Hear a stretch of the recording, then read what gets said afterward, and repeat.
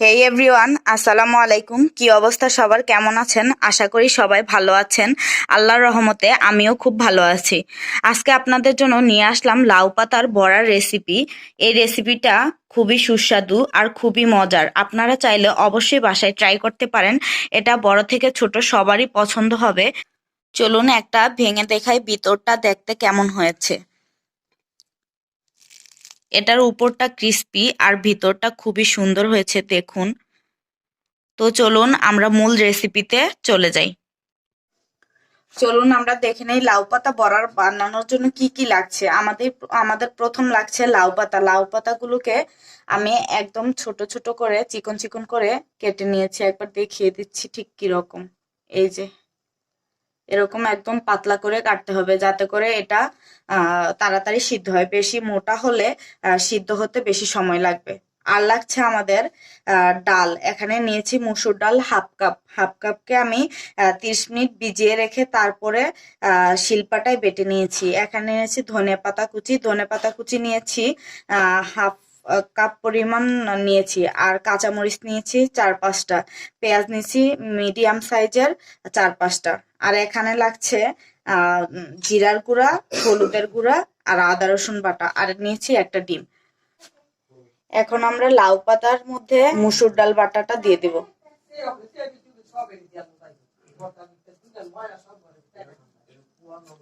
এরপর ধনেপাতা কুচি দিব। এরপর কাঁচামরিচ কুচি, পেঁয়াজ কুচি।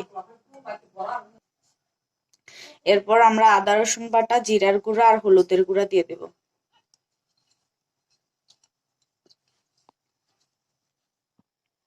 এখন আমরা একটি ডিম দিয়ে দেব।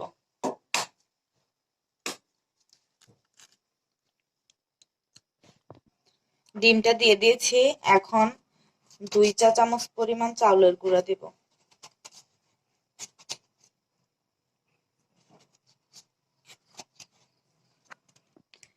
এখনো 1/3 কাপ পরিমাণ ময়দা দিয়ে দিব। যাদের কাছে বেসন আছে তারা বেসন দিতে পারেন। এখন এটাকে ভালো করে মাখাবো। এখানে চাউলের গুঁড়া দিয়েছি, আপনারা চাইলে কর্নফ্লাওয়ার দিতে পারেন। চাউলের গুঁড়া দেওয়ার পরিবর্তে কর্নফ্লাওয়ারটা দেওয়া যায়। আর হচ্ছে চাউলের গুঁড়া দেওয়ার কারণে বড়াটা ক্রিস্পি হবে, যার কারণে আমি চাউলের গুঁড়া দিয়েছি। এখন আমরা স্বাদ মতো লবণ দিয়ে নেব।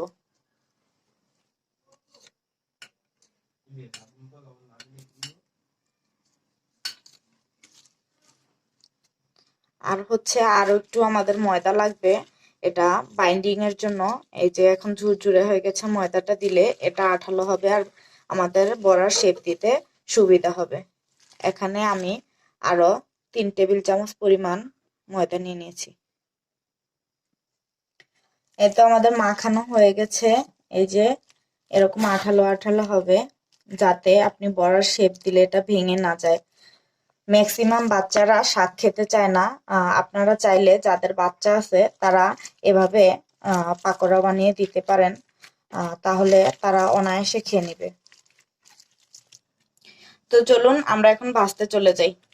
আমি চুলায় একটা প্যান দিয়ে দিচ্ছি। প্যানে পর্যাপ্ত পরিমাণ তেল দিয়েছি। তেলটা গরম হলে আমরা পাকোড়া ছেড়ে দেব। আমাদের তেল গরম হয়ে গেছে, এখন বড়াগুলো ছাড়বো।